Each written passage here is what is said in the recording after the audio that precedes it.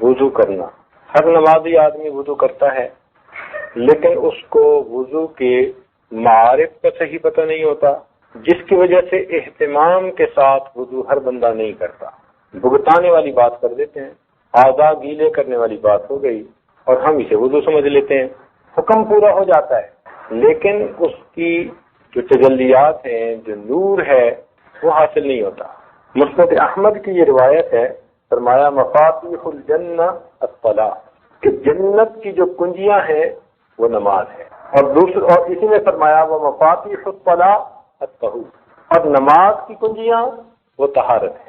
تو گویا اس روایت میں فرمایا گیا کہ جنت کی کنجیاں نماز ہیں اور نماز کی کنجیاں طہارت ہے۔ اب طہارت کا ایک حصہ تو ہم نے گزشتہ کل پڑھ لیا، یہ بھی وضو کی طہارت کا ایک دوسرا حصہ ہے۔ تو آج ہم وضو کے بارے میں کچھ پڑھیں گے، کچھ بات چیت رہے گی۔ وضو نماز کا مقدمہ ہے، وضو نماز کا مقدمہ ہے۔ جتنا اہتمام سے انسان وضو کرے گا اتنا ہی اہتمام سے نماز پڑھنے کی توفیق ہوگی۔ آپ ایک بندہ ایسا نہیں پیش کر سکتے کہ جو وضو تو اہتمام سے نہ کرتا ہو اور نماز اہتمام کی نتیجہ ہو جاتی ہو، یہ نہیں ہو سکتا۔ جن حضرات کو بھی نماز کا خشوع اور خضوع نصیب ہوا ان لوگوں کا وضو بھی اسی کی مانند تھا۔ اسی لیے تو وضو عبادت ہے اور اس وقت دنیا کی باتیں کرنے سے منع فرما دیا گیا۔ حدیث پاک میں آتا ہے جو انسان دنیا کی باتیں کرتا ہے وضو کے دوران اللہ رب العزت کی رحمت کی چادر اس سے ہٹا لی جاتی ہے۔ تو اس لیے وضو کے درمیان ہر کس دنیا کی باتیں نہیں کرنی چاہیے، عبادت سمجھ کے کرنا چاہیے۔ وضو پانی کے ساتھ کروایا گیا اور بھی کسی چیز سے کروا سکتے تھے۔ اس کی وجہ یہ ہے کہ پانی آگ کو بجھاتا ہے، تو جب انسان پانی سے وضو کرتا ہے تو ان اعضاء پر اللہ تعالیٰ جہنم کی آگ کو بھی حرام فرما دیتے ہیں۔ جب آدمی کسی چیز کو دھوتا ہے نا، صاف کرتا ہے، تو اس کو پھر اچھی طرح چاروں طرف سے دھوتا ہے۔ تو اللہ رب العزت نے بھی مومن کو وضو کے ذریعے ہر طرف سے دھلوا دیا۔ جہتیں کتنی ہیں، ڈائریکشن کتنی ہیں؟ ایک فرما رہے ہیں 4، بتائیے۔ ڈائریکشن 6 ہوتی ہیں، سامنے، آگے، پیچھے، دائیں بائیں، اوپر، اور تو 6 ڈائریکشن ہوتی ہیں۔ تو وضو میں انسان کو ہر سمت سے دھلوایا گیا۔ مثال کے طور پر چہرہ سامنے تھا، دھویا گیا۔ گردن کا مسا، گردن پیچھے تھی تو مسا کروایا گیا۔ دائیں طرف کا ہاتھ دھویا گیا، بائیں طرف کا ہاتھ دھویا گیا، اوپر کا سر دھویا گیا، نیچے کے پاؤں دھوئے گئے۔ تو وضو کے ذریعے اللہ رب العزت نے بندے کو شش جہات سے پاک فرمایا، ہر طرف سے پاک ہو گیا۔ اس لیے روایت میں آتا ہے کہ آدمی جس عضو کو بھی وضو میں دھوتا ہے اس عضو سے کیے ہوئے گناہ جھڑ جایا کر۔ چنانچہ امام اعظم ابو حنیفہ رحمۃ اللہ علیہ نے ایک نوجوان کو دیکھا، غسل کر رہا تھا اور اس کا جو پانی تھا مستعمل، استعمال کیا ہوا، اس میں ایک خاص کبیرہ گناہ کے دھلے ہوئے اثرات محسوس ہوئے۔ وہ نوجوان ملنے آیا، حضرت نے اس کو نصیحت فرمائی کہ تم زنا سے بچو، یہ کبیرہ گناہ ہے۔ اس نے توبہ کی، واقعی مجھ سے گناہ سرزد ہوا تھا، آج کے بعد میں اس گناہ کو کبھی نہیں کروں۔ اس واقعے کے بعد امام اعظم ابو حنیفہ رحمۃ اللہ علیہ نے وضو کے مستعمل پانی پر کو مکروہ ہونے کا فتویٰ دے دیا کہ اس میں گناہ جھڑتے ہیں نا، تو وہ پھر پانی مکروہ ہوتا ہے، اس کو دوبارہ استعمال نہیں کر سکتے۔ اسی لیے شریعت میں اپنے کپڑوں کو وضو کے پانی سے بچانے کا حکم دیا گیا کہ کپڑے بالکل پاک صاف رہنے چاہیے۔ بلکہ بعض مشائخ تو وضو کرتے ہوئے اور کپڑا استعمال کر لیتے تھے اور نماز کے لیے مستقل صاف پاک علیحدہ چیز رکھتے تھے۔ تو اپنے کپڑے جتنے پاک ہو، اس لیے کہ پاک پروردگار کی بارگاہ میں حاضری ہے، جتنا انسان پاک ہوگا ظاہر سے اور باطن سے اتنا ہی نماز میں اس کو اللہ تعالیٰ کا قرب نصیب ہوگا۔ تو وضو میں انسان نماز کے لیے تیاری کرتا ہے۔ آپ اگر غور کیجئے تو عام طور پر کام کرتے ہوئے جو اعضاء ننگے رہتے ہیں، کھلے رہتے ہیں، وضو میں ان کو دھلوایا گیا۔ 4 فرض ہیں وضو کے، چہرے کا دھونا فرض ہے، ہاتھوں کا کونیوں تک دھونا فرض ہے، پاؤں کا دھونا فرض ہے، سر کا بعض ائمہ کے نزدیک پورے سر کا، امام اعظم کے نزدیک چوتھائی سر کا مسح فرض ہے۔ تو یہ فرائض ہیں، اور عام طور پر کام کاج کے دوران یہی اعضاء کھلے رہتے ہیں۔ اب کھیتی میں جو آدمی کر رہا ہے کام، اس نے اپنی دھوتی یا شلوار اوپر چڑھائی ہوگی، مٹی کے اندر کام کر رہا ہوگا، اس کے بازو بھی یہاں تک کھلے ہوں گے، اور کئی مرتبہ اس کے سر پہ بھی ہو سکتا ہے کوئی چیز ہو، کیونکہ وہ کسی کا کدال کا کام کر رہا ہے۔ تو جو اعضاء عام طور پر کھلے رہتے تھے ان کو نماز کے وقت دھونے کا حکم دیا۔ شریعت کا حسن دیکھیے کہ پاکیزگی اور طہارت کا کتنا خیال رکھا گیا، اور انسان کو بے جا تکلیف میں بھی نہیں ڈالا گیا۔ یہ بھی تو ممکن تھا کہ ہر نماز سے پہلے غسل کا حکم دے دیتے۔ آداب شاہانہ کا تقاضا تو یہی تھا کہ اس شہنشاہ کے دربار میں حاضری ہے تو حکم دے دیا جاتا کہ تم غسل کر کے پیش ہو جاؤ، مگر نہیں۔ ان اللہ بالناس لرؤوف الرحیم، بندوں کی کمزوری کا خیال رکھا گیا، ان کے عذر کا خیال رکھا گیا۔ تو جو اعضاء چھپے رہتے ہیں عام طور پر ان کو چھوڑ کر شریعت نے آسانی کر دی۔ یہ دیکھیے الدین کلہ یسر، الدین یسر، دین جو ہے سراسر آسانی ہے۔ اور میڈیکلی بھی اگر آپ غور کریں تو جو اعضاء ہر وقت کھلے رہتے ہیں انہی پر جراثیم زیادہ جو ہے وہ لگ جاتے ہیں، اور ان جسم کے اعضاء کے ذریعے جراثیم باقی جسم میں پہنچتے ہیں۔ تو ایک آدمی اگر دن میں 5 مرتبہ ان اعضاء کو دھو رہا ہے تو سبحان اللہ اس کو کتنی صفائی نصیب ہو رہی ہے۔ تو پانی کے ذریعے جسم کے اعضاء کو دھلوایا گیا اور اس کا نام وضو رکھا گیا۔ وضو میں جو 4 اعضاء کو دھلوایا گیا، اس کی ایک حکمت علماء نے اور بھی لکھی۔ وہ فرماتے ہیں کہ سیدنا آدم علیہ السلام جو شجر ممنوع تھا اس کی طرف پاؤں سے چل کر گئے تھے، پاؤں سے چل کر گئے تھے، اور ہاتھ سے شجر ممنوع کو توڑا تھا، اور منہ سے اس کو کھایا تھا، اور توڑتے ہوئے سر کے اوپر اس کے پتے ٹچ ہوئے تھے۔ تو جن جن اعضاء سے وہ شجر ممنوع لگا تھا، اللہ رب العزت نے ان اعضاء کو دھونا فرض فرما دیا تاکہ میرے بندوں کو یاد رہے کہ تم اب نماز کے ذریعے میری معراج حاصل کر رہے ہو۔ تمہارے جد امجد سے بھول ہوئی تھی، اس بھول کی وجہ سے ان کو ہم نے جنت سے دنیا میں بھیج دیا تھا۔ اب تم بھول کے میرے حکموں کو نہ توڑنا، کہیں تم دوبارہ جنت سے محروم نہ کر دیے جاؤ۔ تو اس لیے وضو کرتے ہوئے ہمیں وہ بات یاد دلائی جا رہی ہے، تم اس کے یاد رکھنا، بھول نہ جانا۔ ان کو ملی ہوئی تھی جنت، لیکن پھر ان کو زمین پر بھیج دیا گیا۔ اب تم اس کو دوبارہ حاصل کرنے کے متمنی ہو تو تم اس بات کو یاد رکھو، کہیں تم ایسے گام کی طرف نہ جانا جس سے تمہیں منع کر دیا گیا ہے، کیونکہ ہر گناہ وہ شجر ممنوع بھی مانند ہے۔ ہم اگر اس کے مرتکب ہوں گے تو گویا ہم نے اس شجر ممنوع کو ہاتھ لگایا، اس کو ٹچ کر دیا۔ تو ہمیں عبرت دلائی گئی ہے وضو کے ذریعے سے، یاد دہانی کروائی گئی ہے۔ بعض علماء نے کہا کہ وضو میں ہاتھ دھلوائے گئے تاکہ موت کے وقت مال دنیا سے ہاتھ دھونے آسان ہو۔ ہاتھ دھونے پڑ جاتے ہیں نا، کمایا اس نے، نصیب دوسرے کا، جواب یہ دے گا، مزے وہ اڑائے گا۔ میرے دوستو، ایک بات دل کے کانوں سے سننا کہ کچھ لوگ مالدار ہوتے ہیں اور کچھ مال کے چوکیدار ہوتے ہیں، سمجھے؟ کچھ لوگ مالدار ہوتے ہیں۔ مالدار کون؟ کہ جس کو اللہ نے خوب دیا اور وہ دونوں ہاتھوں سے اللہ کے راستے میں دین کے کاموں میں خوب خرچ کر رہا ہے، یہ مالدار ہے۔ اور مال کا چوکیدار کون؟ کہ دیا تو بہت ہے لیکن بینک بیلنس ہی دیکھتا رہتا ہے، اللہ کے راستے میں خرچ کرنے کی توفیق نہیں، گناہوں میں خرچ ہوتے ہیں۔ اللہ اکبر۔ ہم لوگوں نے واشنگٹن میں مسجد بنانی تھی، اور ان دنوں دوست احباب آ کے اپنا اپنا حصہ اس میں ڈال رہے تھے۔ ایک صاحب آئے اور کہنے لگے جی میرے گھر کے حالات اچھے نہیں، میں تو سچی بات ہے کہ $10 بھی نہیں دے سکتا، تو میں اس لیے آیا ہوں کہ بس آپ میرے لیے دعا کر دیجئے۔ ہم نے کہا بھئی ہم نے تو نہ کسی کو زبردستی کہا ہے نہ کہیں گے، طریقہ ہی نہیں۔ اللہ کا گھر بن رہا ہے، ہر بندہ اپنے طور پہ اس میں حصہ ڈال رہا ہے، تو جو ڈالے گا طیب نفس کے ساتھ وہی ٹھیک ہے۔ ہمارے سسر محترم انہوں نے الحمدللہ مسجد بنائی، شہر کی ساری مسجدوں سے بڑی مسجد، اور لوگوں نے اس کا نام بے چندہ مسجد رکھا۔ بے چندہ مسجد، کبھی چندہ ہی نہیں کیا، ہاں جو خود آیا اور اس نے دے دیا، قبول کر لیا، اللہ پہ توکل، اور اللہ نے سب سے بڑی مسجد بنوا دی، سبحان اللہ۔ خیر بات آئی گئی ہو گئی، کچھ عرصے کے بعد ایک نوجوان آیا اور آ کر کوئی اپنی بات کرنے لگا، بیعت ہوا اور اس نے توبہ کر لی۔ پھر اس نے کہا کہ جی میں نے تو اب بہت ساری برائیوں کو چھوڑ دیا، یہ کر دیا وہ کر دیا۔ تو اسی دوران بات کرتے کرتے وہ کہنے لگا کہ جی کچھ دن پہلے یہاں پر انڈیا سے کوئی گلوکارہ آئی تھی، اور اس کی ٹکٹ ایک بندے کی $100 تھی۔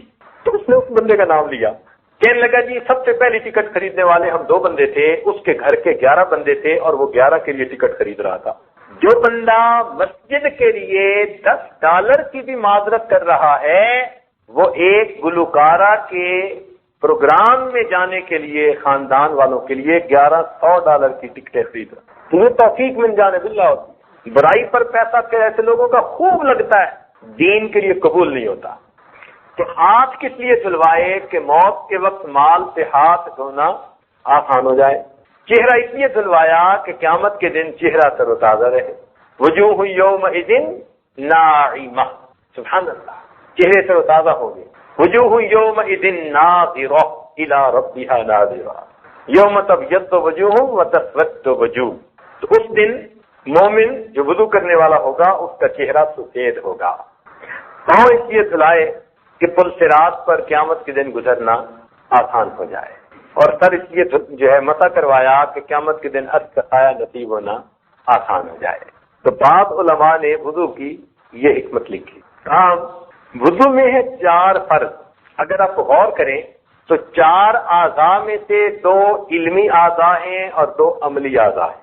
حضرت قاری مطیب رحمۃ اللہ علیہ نے خطبات حکیم الاسلام میں یہ بات لکھی۔ وہ فرماتے ہیں کہ انسان کے جو چہرے کے اعضاء ہیں یہ علمی اعضاء ہیں، یہ علماء کی بستی ہے۔ تو آنکھیں ہوئی، کان ہوئے، زبان ہوئی، یہ سب کے سب یہ علماء کی بستی ہے۔ اس سے علم، یہ ذرائع علم ہیں، ان سے علم حاصل کیا جاتا ہے، ذرائع علم ہے۔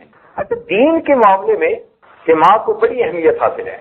یہ بھی ایک نقطہ عرض کرتا چلوں کہ دین کے معاملے میں سماع کو بڑی اہمیت حاصل ہے۔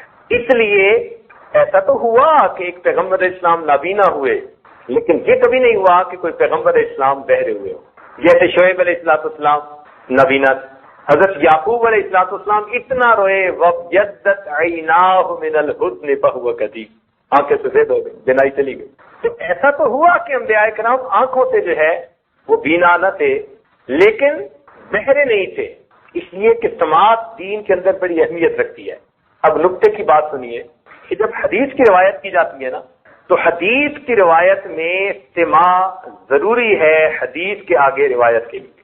اب مثال سے سمجھیں، اگر ایک محدث ہے اور وہ ساری زندگی حدیث کا سماع کرے اور وہ بڑا ثقہ آدمی ہے اور حدیث کو وہ یکجا کر لے، جمع کر لے، اور اب اپنی جو کتاب لکھی ہوئی ہے اپنے بیٹے کو دے دے اور کہہ دے بیٹا اس میں میں نے تمام وہ حدیثیں لکھی ہیں جو صحیح ہیں سند کے اعتبار سے، میں تمہیں دیتا ہوں، اور ان کا بیٹا اگر کتاب سے حدیث کو نقل کرے گا تو محدثین کے نزدیک یہ روایت کا سلسلہ مقطوع سمجھا جائے گا، کیونکہ باپ سے بیٹے کو سماعت حاصل نہیں، فقط لکھی ہوئی جو ہے حدیثیں حاصل۔ تو اس سے معلوم ہوا کہ دین کے معاملے میں سماع کتنا ضروری ہے۔ ایک سے دوسرے نے سنا، دوسرے سے تیسرے نے، تیسرے سے آگے نے، بالکل نقل کرنے والے صاحب تک یہ سلسلہ بغیر درمیان میں کہیں قطع ہونے کے پہنچ، اس لیے سماع بہت ضروری ہے۔ اب جو لوگ کتابیں پڑھ کے علم حاصل کر لیتے ہیں اس لیے ان کا علم قابل اعتبار نہیں ہوتا، کچا علم ہوتا ہے۔ استاد ضروری جس سے انسان ویٹنگ کروائے، دین پائے، دین کو سنے۔ اس لیے فرمایا الذین یستمعون القول فیتبعون احسنہ ولو اراد اللہ خیرا لاسمعہم، اگر اللہ ان کے ساتھ خیر کا ارادہ کرتا انہیں ہدایت کی بات سنوا دیتا۔ ان فی ذلک لآیات لقوم یسمعون، تو سماعت کی باتیں قرآن میں بہت کی گئی۔ تو اچھا سامع ہونا یہ بھی ایک نعمت ہے، ورنہ تو ادھر سے سن کے ادھر سے نکال دیتے ہیں۔ تو دین میں سماعت کا دخل ہے، علم میں خاص طور پر۔ تو وضو میں 4 اعضاء فرض ہیں، جن میں سے 2 اعضاء علمی ہیں اور 2 عملی ہیں۔ مثلا ہاتھ اور پاؤں یہ دونوں مزدور قسم کے اعضاء ہیں، جو دل دماغ نے بتایا انہوں نے کام کرنا ہے، ان کا اپنا عقل نہیں ہے، یہ حکم کے پابند ہیں، تو یہ مزدور اعضاء ہوئے۔ اور دیکھو اللہ تعالیٰ نے علماء کی بستی کو اوپر بنایا ہے اور مزدور اعضاء کو نیچے بتایا ہے، ہاتھ پاؤں نیچے ہوتے ہیں نا، تو انسان کے جسم میں بھی اللہ نے ان کو انزل الناس منازلہم، ان کا درجہ اونچا رکھا۔ تو 2 علمی اعضاء، ایک سر اور ایک چہرہ، اور 2 عملی اعضاء، ایک ہاتھ اور ایک پاؤں۔ لیکن جب انسان کو پانی نہ ملے تو اس وقت تیمم کا حکم دیا گیا، اور تیمم کے لیے مٹی کو استعمال کروایا گیا۔ کیوں؟ کہ پانی نہ ملنے کی وجہ سے کوئی ایسی چیز کا حکم دینا ضروری تھا جو پانی سے بھی زیادہ عام اویلیبل ہو بندے کو، ورنہ اگر پانی کی بجائے ایسی چیز دیتے کہ وہ بھی نہ ملتی تو تیمم کیسے ہوتا؟ تو تیمم تو یہ تھا نا کہ چلو پانی نہیں ملتا تو کوئی بات نہیں، یہ تو تمہیں ملتا ہی ہے نا، تو اس لیے اللہ تعالیٰ نے پانی کی جگہ پھر مٹی کو کہا کہ مٹی سے تیمم کر لو لیکن جب مٹی سے تیمم کروایا تو اب 4 فرضوں کی بجائے اللہ رب العزت نے تیمم میں 2 فرض کر دیے، اس لیے کہ جب کسی چیز کو تبدیل کیا جاتا ہے تو وہ چیز پہلے سے آسان ہوا کرتی ہے۔ عذر کے بعد اگر کام کو مشکل کر دیتے تو اس کا مطلب ہے عذر کا تو خیال ہی نہ رکھا گیا، عذر کے بعد تو کام میں آسانی ہونی چاہیے نا۔ تو پہلے 4 فرائض تھے، عذر کے بعد کتنے ہو گئے؟ 2 ہو گئے، اور 2 بھی کون کون سے؟ ایک علمی اعضاء میں سے اور ایک عملی اعضاء میں سے۔ علمی اعضاء میں سے کس کو چنا گیا؟ چہرے کو۔ سر کو اس لیے چھوڑ دیا کہ پہلے ہی 1/4 سر کا مسح ہے، پورا عضو نہیں، تھوڑے عضو کا مسح کرتے ہیں، تو جو پہلے ہی تھوڑا عمل ہے اس کو ویسے ہی معاف کر دیا۔ اور پاؤں کو اس لیے چھوڑ دیا کہ پاؤں ویسے ہی مٹی کے قریب رہتے ہیں، اگر اس کو پھر مٹی سے کروا دیتے تو پھر مٹی پہ مٹی چڑھ جاتی۔ تو اس لیے عملی اعضاء میں سے پاؤں کو چھڑوا دیا، علمی اعضاء میں سے سر کو چھڑوا دیا، تو تیمم کے اندر 2 فرض رہ گئے، ایک چہرے کا مسح کرنا اور ایک ہاتھوں کا کوہنیوں تک مسح کرنا، یہ اس سے تیمم ہو جاتا ہے۔ اب ایک سوال پیدا ہوتا ہے، وضو میں سب سے پہلا فرض کون سا ہے؟ بتائیے۔ منہ دھونا۔ جزاک اللہ۔ وضو میں سب سے پہلا فرض کیا ہے؟ منہ دھونا۔ لیکن ہم کرتے کیا ہیں؟ پہلے ہاتھ دھوتے ہیں جو سنت ہے، پھر کلی کرتے ہیں جو سنت ہے، پھر ناک میں پانی ڈالتے ہیں جو سنت ہے۔ تو عقل کہتی ہے کہ فرض پہلے ہونے چاہیے تھے، سنتیں بعد میں ہونی چاہیے تھی۔ اشکال پیدا ہوتا ہے نا ذہن میں۔ عقل کیا کہتی ہے؟ سوچ کیا آتی ہے؟ سوچ آتی ہے کہ فرض کی اہمیت زیادہ ہے، ہونا یہ چاہیے تھا کہ فرض پر عمل پہلے کروایا جاتا، سنتوں پر عمل بعد میں کروایا جاتا، جبکہ وضو میں آتے ہی سنتوں پر عمل کروا کے فرض کی باری بعد میں آئی۔ ایسا کیوں ہوا؟ بتائیں گے کچھ؟ آپ چپ رہے ہیں، اس میں حکمت تھی۔ دیکھیے ذرا غور کیجیے گا کہ ضروری تو نہیں کہ پانی ہمیشہ ٹوٹی سے پاک صاف ہی مل رہا ہے، چانسز ہیں کہ پانی ٹھیک نہ ہو۔ آپ کسی تالاب پہ وضو کرنے کے لیے گئے، تالاب کا پانی ٹھیک نہیں تھا، آپ نے جاتے ہی عمل کرنا شروع کر دیا، تو شریعت نے اس میں احتیاط رکھی کیا کہ جا کر پہلے ہاتھ دھو۔ جب ہاتھ میں پانی لیں گے تو اس کی رنگت کا پتہ چلے گا کہ نہیں چلے گا؟ اگر بے رنگ پانی ہوگا تو پتہ چلے گا ٹھیک رنگت ہے، اور اگر اس میں کچھ ملا ہوا ہوگا تو رنگ سے فوراً پتہ چل جائے گا کہ بھائی یہ تو پانی کی رنگت ٹھیک نہیں ہے۔ تو ہاتھ دھونے سے کس کا پتہ چلا؟ پانی کی رنگت کا۔ اور منہ میں لینے سے کس کا پتہ چلا؟ پانی کے ذائقہ کا۔ اور ناک میں ڈالنے سے کس چیز کا پتہ چلا؟ پانی کی بو کا۔ اور 3 ہی چیزوں سے پانی کے پاک ہونے کا اندازہ ہوتا ہے، اس کی رنگت سے، اس کے ذائقے سے، اور اس کی جب رنگ بھی ٹھیک ہو، ذائقہ بھی ٹھیک ہو، بو بھی ٹھیک ہو تو یہ پاک پانی ہے۔ شریعت نے حکم دیا اب تم منہ دھو کر فرض ادا کر لو۔ الحمدللہ، دیکھو شریعت کے احکام میں کیا حکمتیں ہیں اللہ رب العزت کی بات۔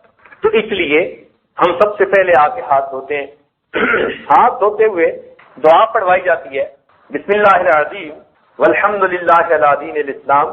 اب یہ ایک ایسا موقع ہے وضو کے وقت ہاتھ دھونا کہ جس کی جو دعا ہے اس کے اندر دین اسلام کی نعمت پر اللہ کا شکر ادا کیا گیا ہے، کیونکہ عام طور پر ایسے مواقع کم آتے ہیں کہ جہاں اسلام پر شکر کرنے کی نعمت سامنے آئے۔ اب کھانے وقت کھانے کی دعائیں، پیتے وقت پینے کی دعائیں، سوتے وقت سونے کی دعائیں، تو اسلام کی نعمت پر شکر ادا کرنے کا وقت کون سا ہوگا؟ تو شریعت نے کہا کہ اچھا اب یہ اسلام کی نعمت ہے کہ تم نماز پڑھ کے اپنے پروردگار کی ملاقات کرنا چاہتے ہو، اس لیے وضو کرتے وقت جب ہاتھ دھو گے تو تمہیں اسلام کی نعمت پر اللہ کا شکر ادا کرنا ہے۔ اس لیے بالخصوص جب انسان وضو کرنے لگے تو یہ دعا پڑھے۔ اس دعا کے پڑھنے سے انسان گویا اسلام کی نعمت پر اللہ کا شکر ادا کر رہا ہوتا ہے، اور یہ ایمان اور اسلام کی نعمت پر اللہ کا شکر ادا کرنا اللہ تعالیٰ کو بہت پسندیدہ ہے۔ اللہ تعالیٰ اس بات کو پسند کرتے ہیں، اس لیے حدیث پاک میں فرمایا گیا کہ صبح شام یہ دعا پڑھنی چاہیے، رضیت باللہ ربا وبمحمد نبیا وبالاسلام دین۔ علماء نے لکھا ہے کہ تیمم میں 2 اعضاء کو اس لیے فرض قرار دے دیا کہ کم از کم اتنا تو دھونا لازمی ہے، اس لیے کہ یہ وہ اعضاء تھے قیامت کے دن ان اعضاء پر خوف دوسروں کی نسبت زیادہ ہوگا۔ دوسروں کی نسبت زیادہ ہوگا۔ مثال کے طور پر چہرے یا تو سفید ہوں گے یا پھر تو چہرے پہ سیاہی آئے گی نا، اور خوف کے آثار بھی چہرے پہ سب سے پہلے ظاہر ہوتے ہیں۔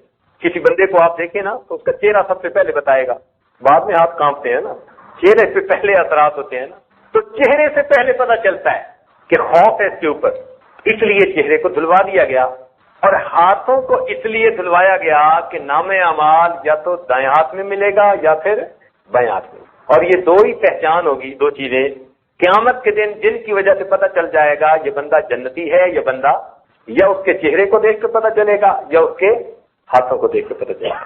ہاتھوں کو دیکھ کے کیسے پتہ چلے گا کہ اگر نام اعمال دائیں ہاتھ میں آ گیا تو یہ جنتی ہونے کی نشانی، اگر چہرہ سفید ہو گیا تو یہ جنتی ہونے کی نشانی، کیونکہ جنتی اور جہنمی کے درمیان فرق ان دو اعضاء سے ہونا تھا، اس لیے ان دو اعضاء کو تیمم میں بھی دھلوایا گیا۔ اب کوئی آدمی یہاں سوال کر سکتا ہے کہ جی پل صراط سے گزرتے ہوئے پاؤں بھی کانپیں گے، پل صراط سے گزرتے ہوئے پاؤں بھی کانپیں گے تو پاؤں بھی دھونے چاہیے تھے؟ تو علماء نے اس کا جواب لکھا کہ پل صراط سے گزرنے سے پہلے نام اعمال انسان کو دائیں ہاتھ میں مل چکے ہوں گے، لہذا ایمان والوں کے نام اعمال چونکہ دائیں ہاتھ میں ہوں گے، مومنوں کے پاؤں پل صراط پر ہرگز نہیں کانپیں گے، وہ کافروں کے پاؤں کانپیں گے۔ پہلے ان کو پتہ چل چکا ہوگا کہ ہماری فسدویت ہے، ہم پاس ہیں، اس لیے ان کے پاؤں نہیں کانپیں گے، پاؤں کانپیں گے ان کے جن کے بائیں ہاتھ میں نام اعمال ہوگا۔ وضو میں مسواک کا کرنا سنت ہے۔ نبی علیہ الصلوۃ والسلام نے ارشاد فرمایا کہ تم اپنے منہ کو صاف رکھا کرو اس لیے کہ تم اسے اللہ کا قرآن پڑھتے ہو، اور ایک روایت میں آتا ہے کہ فرشتہ نمازی کے تلاوت کو سنتا ہے، حتیٰ کہ وہ فرشتہ اس کے اتنے قریب ہو جاتا ہے کہ اس تلاوت کرنے والے قاری کے ہونٹوں پہ اپنے ہونٹ رکھ دیتا ہے، اتنا قریب ہو جاتا ہے اللہ کے کلام کی شوق میں۔ اگر اس نے مسواک نہ کیا ہو تو فرشتہ ایسا نہیں کرتا، پیچھے رہ جاتا ہے، اور اگر اس نے مسواک کیا ہوگا تو فرشتہ اس کے اتنے قریب ہو کر اللہ کا قرآن سن رہا ہو۔ اس لیے جو اللہ کا قرآن پڑھنے والے حضرات ہیں ان کو اپنا منہ ضرور صاف کرنا چاہیے مسواک کے ذریعے سے۔ نبی علیہ السلام نے ارشاد فرمایا اگر مجھے امت کی تکلیف کا احساس نہ ہوتا تو میں ہر نماز میں مسواک کا کرنا فرض قرار دے دیتا۔ اس سے کیا اندازہ ہوتا ہے کہ نبی علیہ السلام کتنا اہتمام چاہتے تھے، تو ہمیں مسواک کا بہت اہتمام کرنا چاہیے۔ ایک بات ذہن میں رکھنا، دو سنتیں ہیں، منہ کو صاف رکھنا بھی سنت ہے اور منہ میں مسواک مارنا بھی سنت ہے۔ کئی لوگ لکڑی کی مسواک تو مارتے ہیں کرتے ہیں لیکن وہ منہ صاف نہیں ہوتے، منہ سے بو آتی ہے، تو سنت ایک تو حاصل ہو گئی مگر منہ کو صاف رکھنے کی سنت حاصل نہیں ہوئی۔ صاف رکھنا بھی ضروری ہے۔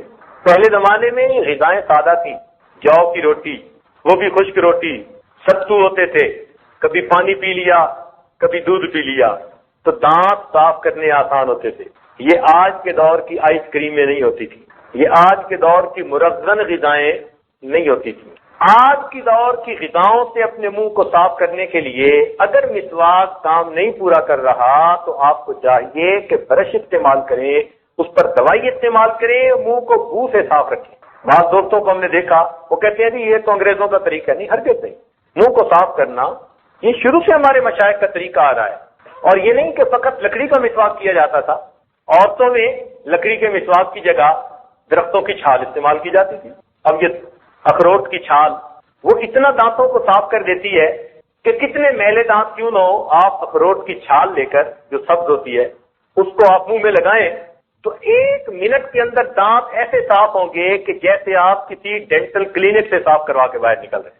تو عورتوں میں پہلے زمانے سے شروع سے ہی کیکر کی چھال، بادام کے درخت کی چھال، اخروٹ کی چھال، یہ چھالیں استعمال کرنے کا طریقہ رہا اور ان کے لیے یہی سنت تھی، منہ کو صاف رکھنا۔ تاہم آج کے دور میں عورتیں سمجھتی ہیں کہ مسواک کرنا مردوں کے لیے سنت ہے، اور یہ غلط فہمی ہے۔ مسواک مردوں کے لیے بھی سنت ہے، عورت کے لیے بھی سنت ہے، یہ اچھی طرح ذہن نشین کر لیجیے۔ تو مسواک کی سنت پر آج عورتوں میں بہت عمل کم رہ گیا ہے، وہ برش وغیرہ کر لیتی ہیں تو ایک سنت پر عمل ہوا کہ منہ صاف رکھتی ہیں، مگر مسواک والی سنت پر عمل نہیں ہوا۔ تو دونوں پر عمل کرنا ضروری۔ نبی علیہ السلام نے ارشاد فرمایا حدیث پاک میں، تم اپنے منہ کو صاف رکھو گے تو تمہاری عورتیں زنا کا ارتکاب نہیں کیا کریں گی۔ حدیث پاک ذمہ داری سے عرض کر رہا ہوں، اگر تم اپنے منہ کو صاف رکھو گے تو تمہاری عورتیں زنا کا ارتکاب نہیں کیا کریں۔ تو اس لیے دیکھا کہ کچھ دوست فقط مسواک کر لیتے ہیں، منہ کی صفائی کا خیال نہیں کرتے، تو دونوں چیزوں کا خیال کرنے۔ اگر آج کی غذائیں کھانی ہے تو پھر آپ چاہے کوئی منجن لگائیں، کوئی اور دوائی لگائیں، کوئی برش کے ذریعے دوائی لگائیں، جو مرضی لگائیں، منہ کو صاف رکھیے، مقصد یہ کہ بدبو نہیں آنی چاہیے۔ اگر بدبو آئی، اللہ کا فرشتہ آپ کی تلاوت کو اس طرح سے نہیں سنے گا۔ آج کل یہ تحقیق ہے، پہلے زمانے میں تحقیق تھی کہ جی صبح اٹھ کے برش کیا کرو، دانتوں کو صاف کیا کرو، اور آج تحقیق ڈاکٹروں کی طرف بدل گئی۔ امریکہ میں بہت زیادہ اس بات کی ایڈورٹائزمنٹ کرتے ہیں کہ دن میں کرو نہ کرو، رات کو سوتے ہوئے تم اپنے منہ کو صاف کر کے ضرور سویا کرو۔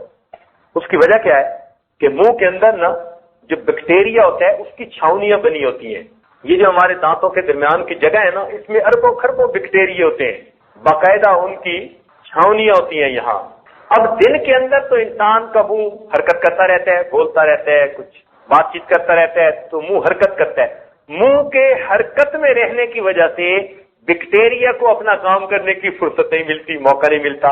رات کو سو جاتا ہے، منہ بند ہوتا ہے۔ تو جب رات کو سو جاتے ہیں، منہ بند ہوتا ہے، بیکٹیریا کے لیے دانتوں پر حملہ کرنے کا بہترین وقت ہوتا ہے۔ اس لیے دانتوں کی بیماریاں 90% رات سونے کے دوران ہوا کرتی، اور سنت یہی ہے کہ نبی علیہ السلام رات کو سونے سے پہلے وضو فرماتے تھے، یعنی صاف اور پاک منہ لے کر آپ آرام فرمایا کرتے۔ تو آج یورپ کی دنیا میں کہا جاتا ہے کہ صبح مسواک کرو نہ کرو تمہاری ثواب دید ہے، رات سونے سے پہلے مسواک ضرور کر لو۔ تو دیکھو نبی علیہ السلام کی سنت پر آئے کہ نہیں آئے؟ تو اس لیے رات کو سونے سے پہلے اپنا منہ ضرور صاف پاک کیا کریں، تاکہ رات کو بیکٹیریا کو عمل کرنے کا موقع نہ ملے، دانتوں کی بیماریاں کم ہوں۔ اور پیٹ کی بیماریوں کی بنیاد دانتوں کی بیماریاں ہوتی ہیں۔ اکثر جو پیٹ کی بیماری ہے نا، ان کی بنیاد منہ کی بیماریاں لگتی ہیں، کہ منہ کے اندر بیکٹیریا جو ہے وہ کچھ ایسے جراثیم پیدا کر دیتا ہے جو بیماریوں کے ہوتے ہیں۔ جب انسان کھانا کھاتا ہے، اپنے منہ سے بیماریوں کے جراثیم اپنے پیٹ میں جا رہے ہیں، تو اس لیے منہ کو اچھی طرح صاف رکھنا چاہیے۔ اور اگر انسان کے دانت ایسے ہیں کہ اس میں خلا ہے اور غذا اندر پھنس سکتی ہے، تو اس کو خلال بھی کرنا چاہیے، اور اچھی طرح تسلی کے ساتھ اپنے منہ کو صاف کر لینا چاہیے۔ گویا نماز کے لیے مسواک کرنا مستقل اجر کا باعث ہے۔ اس لیے حدیث پاک میں فرمایا گیا کہ جو نماز مسواک کے ساتھ پڑھی جائے، اس نماز سے جو مسواک سے نہ پڑھی جائے 70 گنا زیادہ فضیلت رکھتی ہے۔ تو دیکھو نماز کا بھی اجر بڑھ گیا اور صفائی بھی بہتر ہو گئی، تو فائدہ تو ہمارا اپنا ہوا۔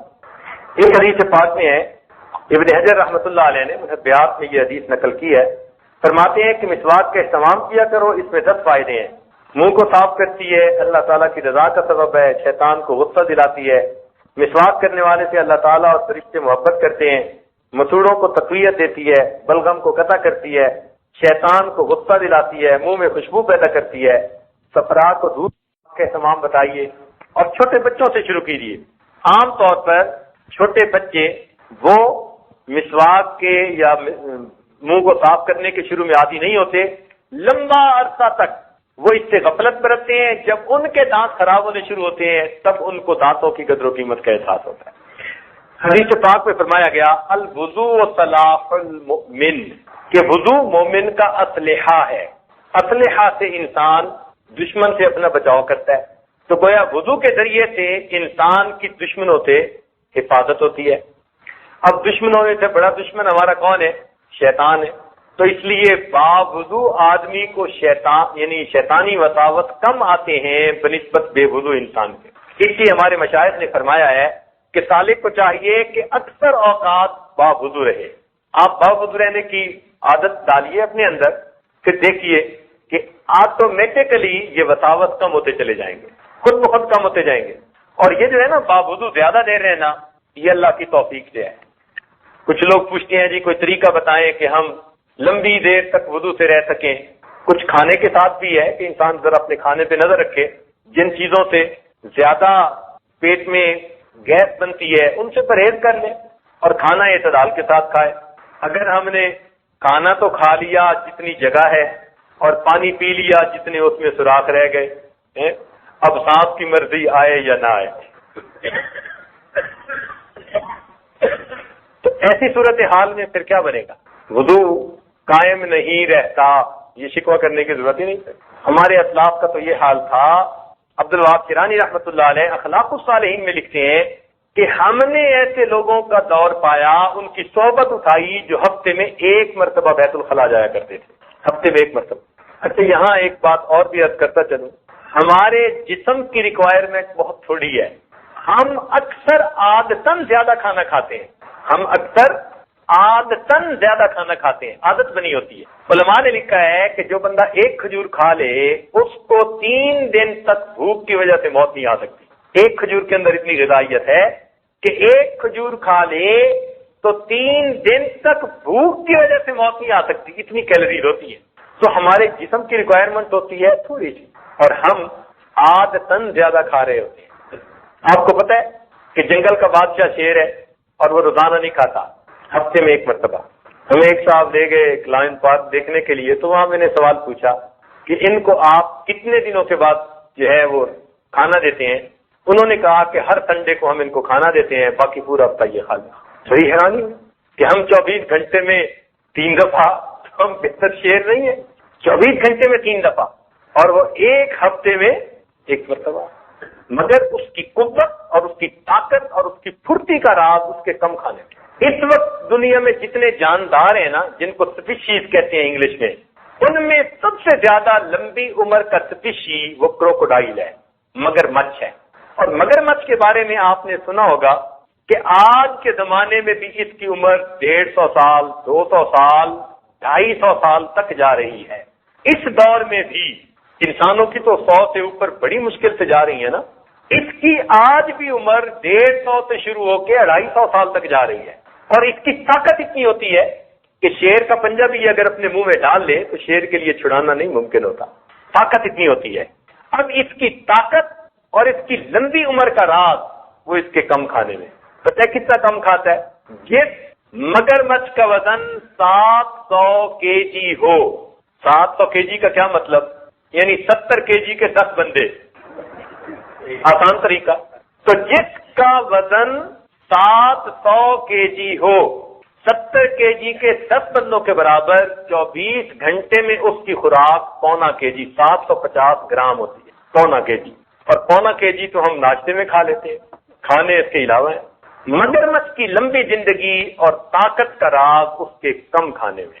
اس سے ہم اندازہ لگائیں کہ ہم کتنا زیادہ کھاتے ہیں، کئی گنا زیادہ کھا رہے ہوتے ہیں۔ ہمارے جسم کی ریکوائرمنٹ اتنی نہیں ہوتی، ہم کرش کر رہے ہوتے ہیں اور جسم سے پاس کر کے اس کو گند میں تبدیل کر رہے ہوتے ہیں، اور اس کا کوئی فائدہ نہیں ہوتا۔ سرپلس انرجی جا رہی ہوتی ہے اور سرپلس انرجی نکل رہی ہوتی ہے، اور ہمیں کیا ملتا ہے؟ کھا کے ڈٹ کے کھانا اور جم کے سونا۔ پھر ہم کہتے ہیں جی تہجد میں آنکھ نہیں کھلتی۔ آثار خانیہ میں ایک عجیب بات لکھی ہے، پیٹ بھرے انسان پر کسی کی نصیحت کا اثر نہیں ہوتا۔ یہ بڑی عجیب بات ہے، پیٹ بھرے انسان پر کسی کی نصیحت کا اثر نہیں ہوتا، اور پیٹ بھرا انسان کسی پر نصیحت کرے اس پر اس کی نصیحت کا اثر نہیں ہوتا۔ اور آپ اس کا تجربہ کر لیں، اس عاجز نے 40 سال اب گزرنے والے ہیں، اس وقت یہ بات پڑھی تھی، 40 سال اس کا تجربہ کیا ہے اور اس بات کو بالکل سچ پایا ہے۔ یہ بسیار خور انسان ہوگا نا، وہ جتنا مرضی تقریریں کرے، بات کرے، اس کی نصیحت کا لوگوں پہ کوئی اثر نہیں، وقتی طور پہ ہو ہا واہ واہ کر لیں گے، عمل کے لیے برانگیختہ نہیں ہوں گے۔ عمل کے لیے برانگیختہ اسی بندے کی بات پر ہوں گے جو کم کھانے والا ہوگا، جس کا اپنا پیٹ خالی رہنے والا ہوگا۔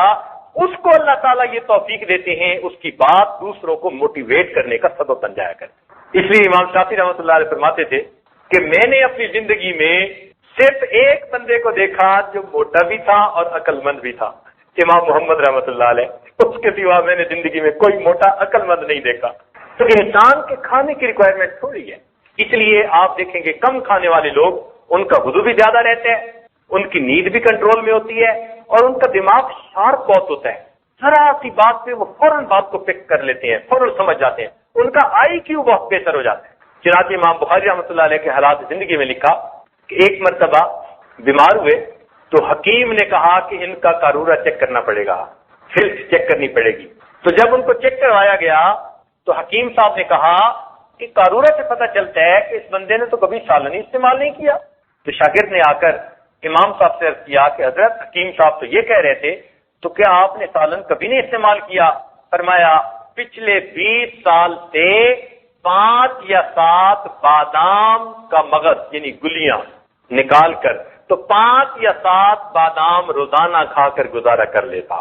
24 گھنٹے کی خوراک امام بخاری رحمت اللہ علیہ کی 24 گھنٹے میں 7 بادام تھے، 20 سال گزارے اس کے اوپر، اور پھر ذہانت اللہ نے کیا دی تھی۔ تو اس لیے کم کھانے میں کئی فوائد ہیں۔ ایک تو انسان کا ہاضمہ ٹھیک رہتا ہے، بار بار وضو کے لیے نہیں بھاگنا پڑتا، اور دوسرا یہ کہ انسان کی یادداشت اچھی ہوتی ہے، نیند کنٹرول ہوتی ہے، پھر اس کی بہت ساری بیماریاں زیادہ کھانے کی وجہ سے۔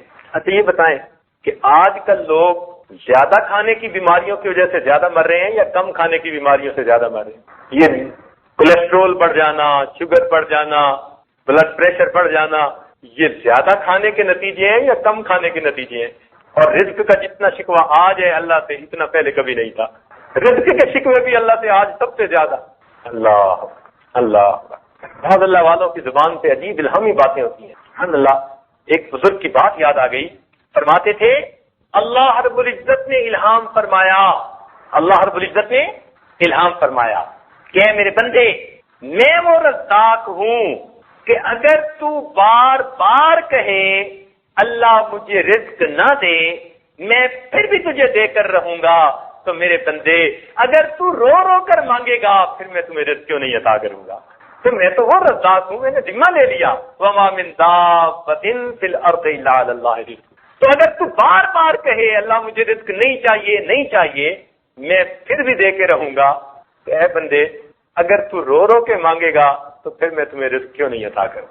عطا ابن ابی رواح رحمۃ اللہ علیہ، یہ امام اعظم منیف رحمۃ اللہ کے اساتذہ میں سے ہیں، کبار تابعین میں سے ہیں، عجیب الہامی باتیں کیا کرتے تھے، عجیب الہامی باتیں کیا کرتے فرماتے تھے اللہ تعالیٰ نے مجھ پر الہام فرمایا کہ بندوں سے کہہ دو، میرے بندوں سے کہہ دو کہ اگر رزق میں کچھ تھوڑی کمی ہو، اگر رزق میں کچھ تھوڑی کمی ہو، تم لوگوں کے درمیان، دوستوں کے درمیان بیٹھ کر فوراً میری شکایتیں کرنی شروع کر دیتے ہو، اور میرے بندوں تمہارے نام اعمال گناہوں سے بھرے ہوئے میرے پاس آتے ہیں، میں تو کبھی فرشتوں میں بیٹھ کے تمہاری شکایتیں نہیں کیا کرتا۔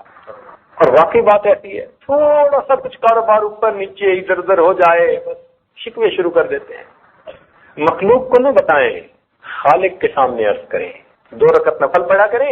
اس لیے حدیث پاک میں آتا ہے کہ نبی اصلاۃ اسلام کے کو جب کوئی مہم پیش آ جاتی تھی، خود بھی اور اہل خانہ کو بھی نماز کا اہتمام کرنے کا یعنی صلاۃ الحاجت پڑھنے کا حکم دیا کرتے۔ تو باوضو ہر وقت رہنا، اس کے لیے کم کھانا معاون ثابت ہوتا ہے، اور دعا مانگنے کی بھی ضرورت ہے، یہ اللہ تعالیٰ کی طرف سے توفیق، دعا مانگے، دعا سے کام حل ہو جاتا ہے۔ ہمارے حضرت مرشد عالم رحمۃ اللہ علیہ، ان کی صحت ایسی تھی سبحان اللہ کہ بہت کم ایسی دیکھنے میں آئی۔ ہمارے ہاں پہاڑی علاقہ ہے مری، تو گرمیوں کے رمضان میں مری میں لوگ پورے ملک کے سمٹ سے پہنچ جاتے ہیں، ٹھنڈی ہونے کی وجہ سے وہاں رمضان شریف بھی گزارتے ہیں، منظر بھی بہت خوبصورت ہے۔ قراء حضرات نے وہاں پر ایک جگہ اپنی متعین کی ہوئی ہے مسجد، پورے شہر کے قراء چن چن کے وہاں آتے ہیں اور وہ قرآن سناتے ہیں، اور ایسا قرآن سناتے ہیں سبحان اللہ کہ اس وقت تقریباً 38 سال گزر چکے ہیں، اس مصلے کے اوپر کسی حافظ کو آج تک متشابہ نہیں لگا۔ وہ کھڑا ہی ایسے بندے کو کرتے ہیں جس بندے کو سورہ فاتحہ کی طرح قرآن مجید یاد ہوتا ہے۔ الحمدللہ اس عاجز نے ان گناہگار آنکھوں سے شاید درجن سے بھی زیادہ ایسے حضرات کی خود زیارت کی کہ جن کو قرآن مجید سورہ فاتحہ کی طرح یاد تھا۔ اللہ انبلیویبل، بعض اوقات تو حیران ہو جاتے ہیں، یعنی ان کو کہا ایک آیت، انہوں نے آیت پڑھ دی، میں نے کہا پچھلی آیت وہ پڑھ دی، اس سے پچھلی آیت وہ پڑھ دی، میں نے پیچھے 20-30 آیتیں پڑھائیں اور وہ پیچھے 20-30 آیتیں بتاتے چلے گئے۔ حیران نہیں ہوتا بندہ، یعنی ایک آیت حافظ کو بتاؤ نا تو وہ آگے تو پڑھ دے گا، پیچھے پڑھنا یا پیچھے کی آیت کون سی ہے یہ بتانا مشکل ہوتا ہے، اور ایک آیت بتا بھی لے گا تو اس سے پیچھے کی بتانا اور مشکل۔ لیکن ایسا قرآن پاک یاد کہ آپ ایک آیت پوچھئے، اس سے پیچھے کی کون؟ وہ پڑھ دیں گے. اس سے پیچھے کی 20 آیتیں پیچھے پڑھواتے جائیے, وہ 20 آیتیں آپ کو پیچھے پڑھتے چلے جائیں. اللہ اکبر. چنانچہ ایک مرتبہ ایک حافظ صاحب تھے, دوستوں میں بیٹھے ہوئے تھے, تو انہوں نے کہا جی کہ یہ پارا پڑھ لیا ہے؟ کہا ہاں پڑھ لیا ہے.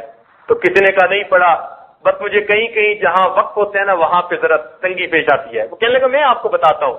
وہیں بیٹھے بیٹھے ہر آیت کا آخری لفظ پڑھتے پڑھتے پورا پارا مکمل کر دیا. پہلی آیت کا آخری لفظ یہ ہے, پھر اس کے بعد یہ, پھر یہ, وہ لفظ بھی پڑھتے گئے آخری لفظ, اور آخری لفظ پڑھ کر پارا مکمل کر دیا. سورہ فاتحہ کی طرح قرآن مجید یاد. سبحان اللہ. ایسے اشاق دیکھے, سبحان اللہ. کراچی میں ایک صاحب ہے, ان کو قرآن کا کمپیوٹر کہا جاتا ہے. قرآن کا کمپیوٹر کہا جاتا ہے. ہم ان کا نام سنا کرتے تھے. اللہ تعالیٰ کی شان کے شادی کی ایک محفل میں اکٹھے ہو گئے, کسی نے تعارف کروایا. اللہ اکبر. واقعی میں نے ان سے کوئی آدھا گھنٹہ خوب باتیں کی اور پوچھی.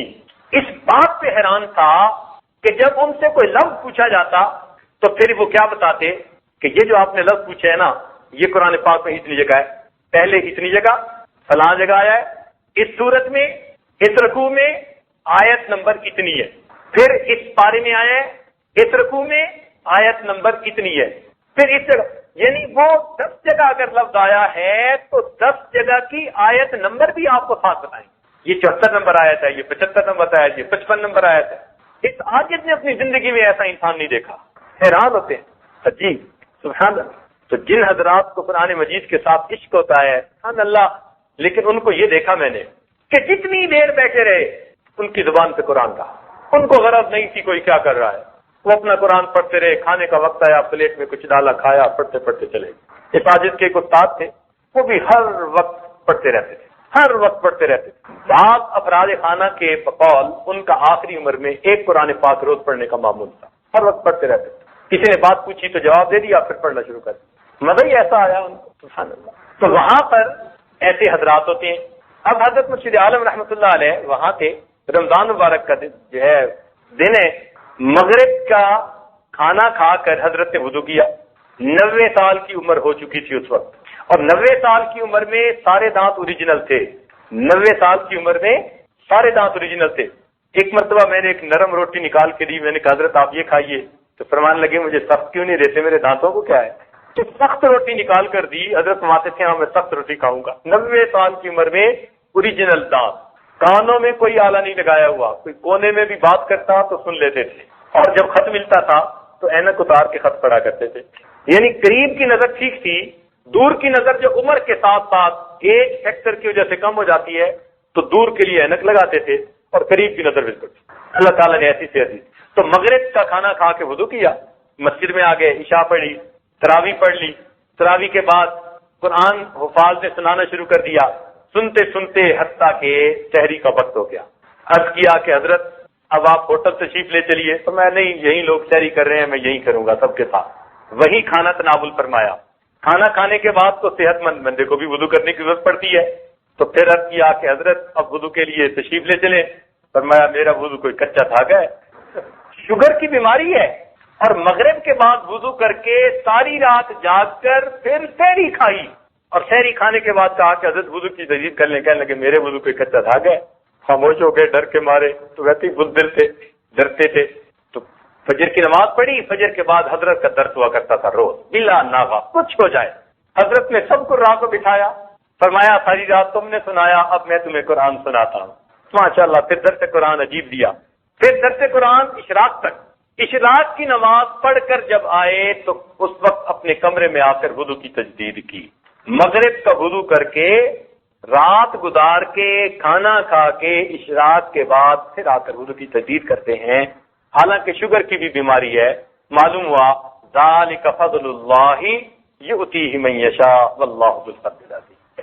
تو یہ باوضو رہنا یہ اللہ کا فضل ہوتا ہے. آپ دعا کریں گے اللہ تعالیٰ آسان کر دیں. بار بار دعا کیجیے. ظہر کا صلاۃ الحاجت پڑھ کے دعا کیجیے. فرض نمازوں کے بعد دعا کیجیے, اللہ تعالیٰ آسان کر دیں. پکی بات ہے. ہمارے شہر میں ایک خاندان ہے, امام ربانی مجدد الثانی رحمۃ اللہ علیہ کے خاندان میں سے. ایک مرتبہ یہ آج ان کی زیارت کے لیے ان کے گھر گیا. تو ان کا مکان ایسی جگہ ہے کہ جہاں نئی کالونی بن رہی تھی, تو ابھی مسجد تعمیر نہیں ہوئی تھی, دور تھی. تھوڑی دیر بیٹھے, بات چیت ہوئی, مغرب کا وقت ہو گیا. تو اس حاجت نے پوچھا کہ جی مسجد ان کا جی قریب تو نہیں ہے، دور ہے، تو ہم ادھر ہی نماز پڑھ لیتے ہیں، ہم اپنے گھر کے قریب مسجد کے بارے میں کچھ قدم اٹھا رہے ہیں، بس دعا کریں اللہ تعالیٰ بنوا دے۔ ہم نے کہا ٹھیک ہے یہیں پڑھتے ہیں۔ اب انہوں نے چادر بچھائی، ہم نماز پڑھنے کے لیے کھڑے ہو گئے۔ ان کے بچے ان کے قریب والوں کے کچھ 10-15 تھے، وہ ان کے گراؤنڈ کے اندر فٹ بال کھیل رہے تھے۔ تو جب کھڑے ہو گئے تو انہوں نے بچوں کو آواز دی کہ بچوں نماز کے لیے آؤ۔ بچوں نے وہیں فٹ بال چھوڑا اور بھاگے بھاگے آئے۔ اب اتنے بڑے نے بھی بوٹ کھولے اور صف پہ، اور اتنے نے بھی جوتے اتارے اور صف پہ۔ مجھے حیرانی ہوئی، میں نے ان کی طرف دیکھا، میں نے کہا انہوں نے وضو نہیں کرنا؟ بھائی فٹ بال کھیل رہے تھے، کسی کو پسینہ آیا ہوا، کسی کو بڑے نے بھی آ کے جوتے اتارے صف پہ اور اتنے نے بھی جوتے اتارے اور صف پہ۔ تو وہ کہنے لگے جی سب کا وضو ہے۔ نماز پڑھی، لیکن نماز کے بعد ذہن میں بات رہی، وہ پہچان گئے۔ تو نماز کے بعد پھر مجھے کہنے لگے جی آپ کے ذہن میں بھی بات ہوگی کہ بھئی بچوں نے وضو نہیں کیا، شاید آج نماز کے لیے انہوں نے اہتمام سے پہلے سے وضو کیا ہوا تھا۔ بات یہ ہے، ہمارے امام ربانی مجدد ثانی رحمۃ اللہ علیہ کے خاندان میں یہ بات چلی آ رہی ہے کہ ہم نے اپنی زندگی باوضو گزارنی ہے۔ ہمارے گھر کے 5 سال سے بڑی عمر کے کسی بھی بڑے مرد، عورت، بچے، بچی کو آپ دیکھیں گے ہمیشہ باوضو پائیں گے۔ آج کے دور میں بھی ایسے لوگ موجود ہیں، آج کے دور میں زندہ ہیں۔ وہ کہتے ہیں ہمارے خاندان میں یہ چیز آ رہی ہے، شروع سے بچے کو تعلیم دی جاتی ہے کہ بچہ تم نے باوضو زندگی گزارنی ہے۔ بس وضو ٹوٹا دوبارہ وضو کر لیا، وضو ٹوٹا دوبارہ وضو کر لیا۔ اور نبی علیہ السلام کی سنت مبارکہ بھی یہی ہے۔ حدیث پاک میں آتے ہیں نبی علیہ السلام نے قضائے حاجت سے فراغت حاصل فرمائی اور اسی وقت مٹی کے ساتھ تیمم فرما لیا جبکہ آپ دریا کے کنارے پر تھے۔ صحابی نے عرض کیا اللہ کے نبی یہ سامنے تو پانی ہے، وضو کر لیتے۔ فرمایا مجھے کیا معلوم یہاں سے وہاں پہنچتے ہوئے مہلت بھی ملے گی کہ نہیں ملے گی۔ تو وضو تیمم اس لیے کر لیا کہ وہ وضو کا قائم مقام۔ تو معلوم یہ ہوتا ہے کہ نبی علیہ السلام بھی کی سنت مبارکہ یہی کہ آپ بھی باوضو ہی زندگی گزاری آپ۔ اس لیے سالک کو چاہیے کہ وہ باوضو زندگی گزارنے کی نیت کرے، ارادہ کرے، اس سے شیطانی وساوس کم ہو جائیں گے، گناہ کم ہو جائیں گے، وضو کی برکت اپنی ہوتی ہے۔ تو باوضو زندگی گزارنے کی کوشش کرنی چاہیے۔ حدیث پاک میں آتے ہیں تم جیسے زندگی کا گزارو گے تمہیں ویسے موت آئے گی، کما تعیشون تموتون۔ تو جب حدیث پاک میں آیا کہ تم جیسے زندگی گزارو گے ویسے موت آئے گی، تو معلوم ہوا کہ جو انسان باوضو زندگی گزارے گا اس آدمی کو باوضو موت آئے گی۔ تو باوضو موت آ گئی، اللہ تعالیٰ اپنی رحمت سے آسانیاں فرما دیں۔ تو اس لیے وضو کی خوب پابندی کریں، جتنی اپنی طرف سے کر سکتے ہیں، گھبرایا نہ کریں۔ الحمدللہ ہم نے اپنے رشتہ داروں میں ایسی جوان بچیوں کو دیکھا کہ جو اپنے بچوں کو بے وضو دودھ نہیں پلاتی، اور یہ بات کہنی آسان ہے، کرنی اتنی مشکل ہے۔ یہ ہم سے پوچھو نا کہ گھر کی عورتوں کو پھر کیا کیا جتن کاٹنے پڑے، حیران ہوتے ہیں۔ یعنی ماں بیٹے کے ساتھ سوئی پڑی ہے اور بیٹا رویا تو ماں نے اسے اپنا دودھ دیا، لیکن دودھ دینے سے پہلے وضو کرنا ہے۔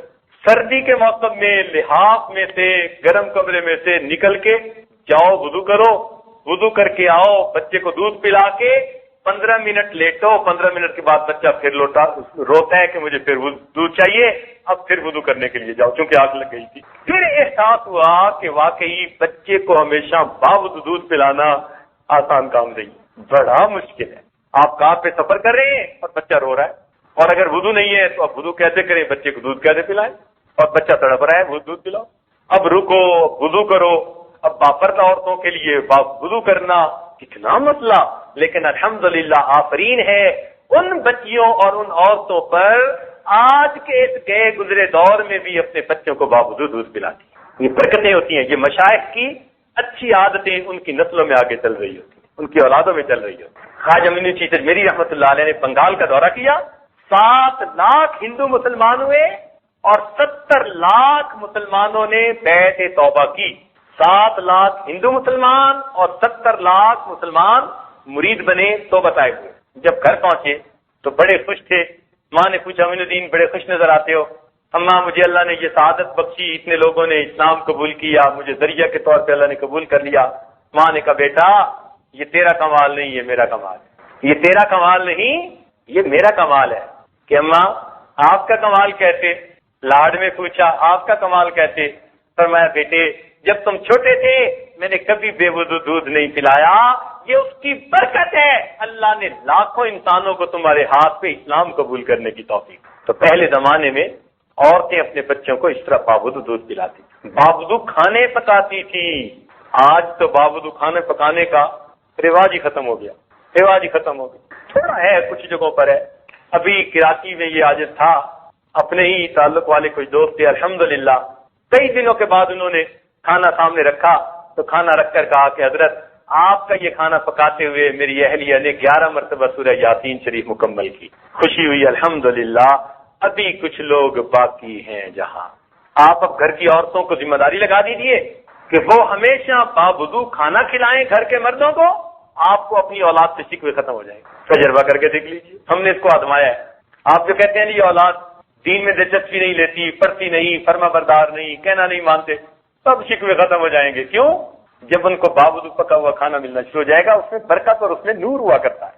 جو عورتیں شکوے کرتی ہیں نا جی خاوند گھر میں گرم دماغ رہتا ہے، تعاون نہیں کرتے، ہر وقت ڈانٹ ڈپٹ کرتے رہتے ہیں، وہ خاوندوں کو باوضو کھانا کھلانا شروع کر دیں، اللہ تعالیٰ گھر کے ماحول کو محبت پیار والا بنا دے۔ تجربہ کر کے دیکھیے، ہم نے باقاعدہ آزمایا اس کو۔ جس گھر میں پریشانی زیادہ ہے رزق کی یا صحت سے متعلقہ، اس گھر کے سارے لوگ باوضو رہنا شروع کر دیں، اللہ تعالیٰ ان کو پریشانی اور مصیبتوں سے آسانی کرنا۔ الوضو صلاح المؤمن، حدیث جو آئی ہے نا، تو یہ حدیث معمولی نہیں ہے کہ وضو مومن کا اسلحہ ہے۔ اسلحے سے انسان کی جیسے حفاظت ہوتی ہے، اسی طرح وضو سے انسان کی ہر پریشانی ہر مصیبت سے اللہ حفاظت فرما دیتے۔ تو اس لیے آج باوضو زندگی گزارنے کا اہتمام یہ بہت کم ہے۔ پہلے زمانے میں خانقاہوں میں تو اس کا بہت اہتمام سمجھایا جاتا تھا، باقاعدہ اس کی تعلیم دی جاتی تھی اور ہر بندہ ہر وقت باوضو رہتا تھا۔ چنانچہ ہمارے سلسلہ عالیہ کے ایک بزرگ تھے حضرت خواجہ فضل علی قریشی رحمۃ اللہ علیہ، اس عاجز کے وہ پردادا پیر بنتے ہیں، شیخ کے شیخ کے شیخ، تو پردادا پیر بنتے ہیں۔ سبحان اللہ، ان کی اپنی زمین تھی اور وہ زمین میں خود اپنی کاشت کرتے تھے، اور فرماتے تھے کہ میرا معمول ان دنوں میں یہ تھا کہ میں زمین میں کاشت کے دوران لا الہ الا اللہ کا ذکر کرتا، شام کو حساب لگاتا 70,000 مرتبہ ہو چکا ہوتا۔ ایک دن میں 70,000 مرتبہ کلمے کا ذکر کرنا، سبحان اللہ، اب تو زندگی میں نور آتا تھا۔ ان کی عادت تھی، ان کی خانقاہ میں کئی مرتبہ بچھانے کے لیے دسترخوان بھی نہیں ہوتا تھا، قسم پرسی کا عالم تھا، استغنا ہوتا تھا، لوگوں کی طرف تو نظر ہی نہیں ہوتی تھی، اللہ کے خزانوں پہ نظر ہوتی تھی، بس مل جاتا تھا تو ان کو کھلا دیتے تھے، دسترخوان نہیں ہوتا تھا تو کئی مرتبہ ان کو لائن میں بٹھا دیتے جیسے دسترخوان ہوتا ہے، لیکن ان کی ایک ران کے اوپر روٹی رکھ دی جاتی اور دوسرے ہاتھ میں گڑ کی ڈلی دے دی جاتی، کھانا کھاؤ۔ اور کبھی کبھی گڑ بھی نہ ہوتا تو لسی، ایک پیالہ لسی کا، تو ایک ہاتھ میں لسی اور ایک روٹی دے دی جاتی، کھاؤ کھانا۔ یہ فقراء کا کھانا ہوتا تھا، ایسے کھانے کھا کے اللہ اللہ کرتے تھے۔ ایک مرتبہ حضرت خواجہ فضل قریشی رحمۃ اللہ علیہ نے سامنے سب کے دسترخوان بچھوایا اور روٹی رکھی، اور روٹی رکھ کے کہا فقیرو، فقیرو کہتے تھے، بات عجیب ہے، فرمان لگے فقیرو یہ جو روٹی تمہارے سامنے پڑی ہے، اس روٹی کے لیے جو گندم تھی، اس گندم بونے کے لیے جب زمین میں ہل چلایا گیا تو وضو کے ساتھ، جب اس زمین کو پانی دیا گیا تو وضو کے ساتھ، جب گندم کے دانے زمین میں ڈالے گئے تو وضو کے ساتھ، پھر بعد میں اس کی حفاظت کی گئی تو وضو کے ساتھ، پھر گندم کو کاٹا گیا تو وضو کے ساتھ، پھر اس کے دانوں کو بھوسے سے جدا کیا گیا تو وضو کے ساتھ، پھر گندم کو آٹے میں پیسا گیا تو وضو کے ساتھ، پھر آٹے کو گھر کے اندر گوند